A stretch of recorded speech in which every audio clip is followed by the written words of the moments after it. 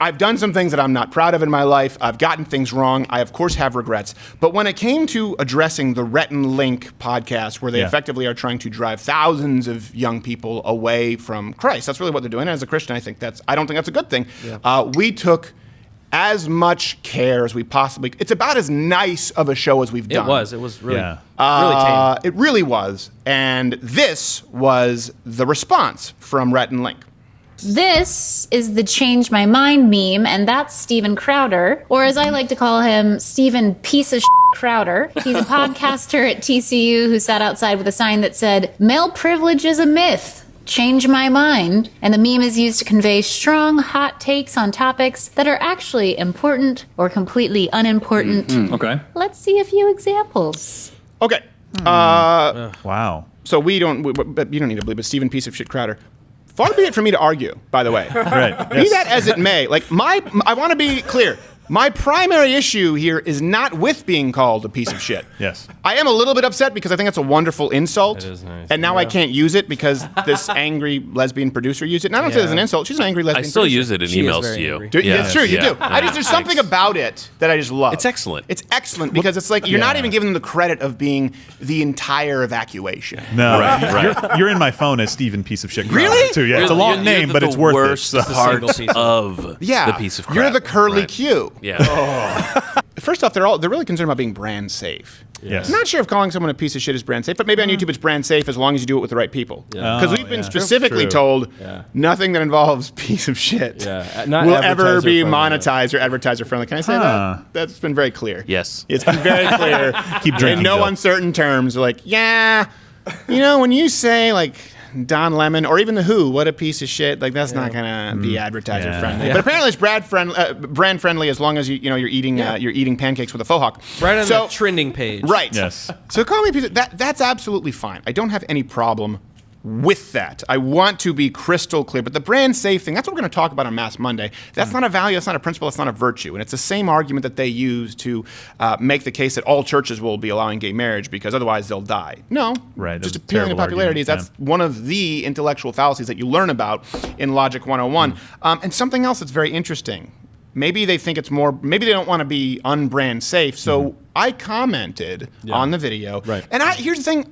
I want to be clear. I'm not a guy who does the YouTube drama thing. We avoid it. Like my rule is this: try to only punch up, and then if we call someone out, we offer them some kind of recourse. In other words, we're not going to just debate or have anyone on the show who says, "Why don't you have a?" Because you're an egg. Yeah. It's because you're an egg on Twitter. I have no interest. Or, you get a fraction. Like, we can't do it with everyone. But if I call out, for example, if Samantha Bee says, "Hey, I'm tired of it," we will have her on tomorrow. Yeah. Seth Meyers tomorrow. Anyone from the Young Turks tomorrow. Vox tomorrow. That's the rule. So my name came out of your mouth there at Rhett and Link, Good Mythical Morning. That's the only reason that I responded. And so I responded to Steven Piece of Shit Crowder underneath the video. I want to make sure that I'm quoting directly, but I can't because they hid the comments, which I'll get to. It was ha ha ha ha ha ha. Okay, that's about right. Yeah. Aha. I think that was a asshole. comment. Yeah. That was a comment. Horrendous. And then after that, so we can bring this up right here. I think we have a screen recording. We don't need the audio. You can just use it as B-roll.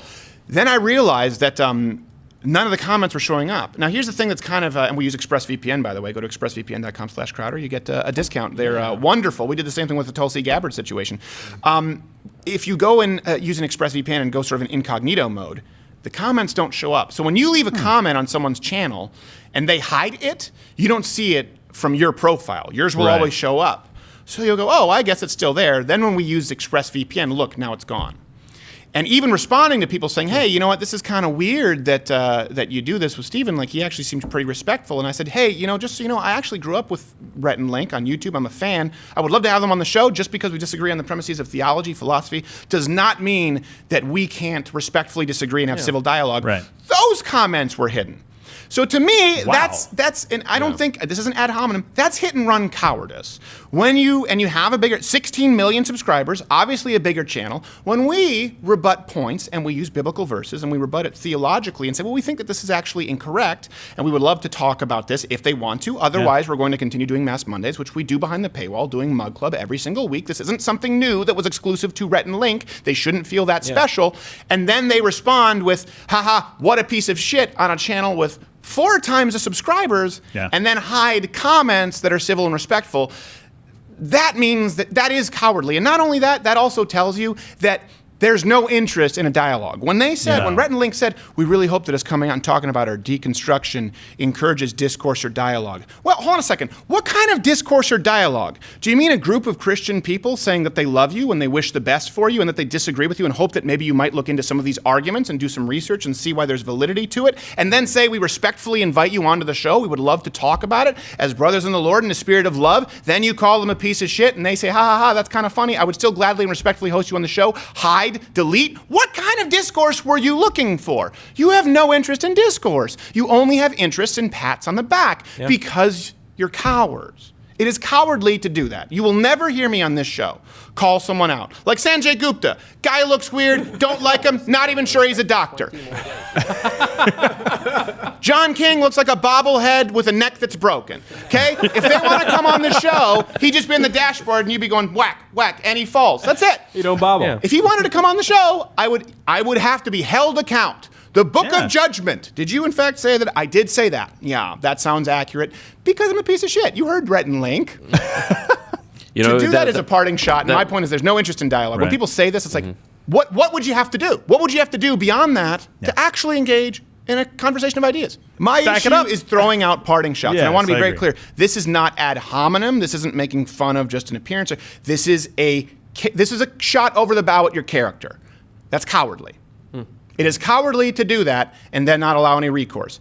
Okay, these are just the ABCs of me. We don't do that on this show. And I get it. You don't have to debate any single person who asks you to. You have 16 million subscribers. We don't do that. But if my name left your lips, it's cowardly to do a parting shot and then delete any record of someone responding. Especially, and I think, by the way, especially when it's respectful. If we weren't respectful, if we were responding in kind, they probably would have left it up and said, see, I think the fact that we were saying, hey, I don't harbor any ill will, I can't even show you the comments because they've disappeared, but I would love to respectfully host them on the show. That actually makes them more inclined. I think that Rhett and Link, we're going to do this on Monday, another Mass Monday, and I want to be clear. Rhett and Link, I when I came up on YouTube, like I've been doing YouTube since 2007, they started early on, first movers. I respect them with that. But I do think that Rhett and Link are going to be surprised as to how much they come out of this the bad guy. Because I know I'm like the supervillain, the Vox Adpocalypse, where YouTube had to change policy and I say naughty words and Rhett and Link are brand safe. But I think people can smell it on you when they sense cowardice, when they sense bullying. And by the way, a 16 million channel responding viciously to a respectful rebuttal, that's bullying. You guys are bullies. I don't know how that works into your deconstruction because you thought the Christians weren't empathetic, but you're bullies. You're cowardly bullies.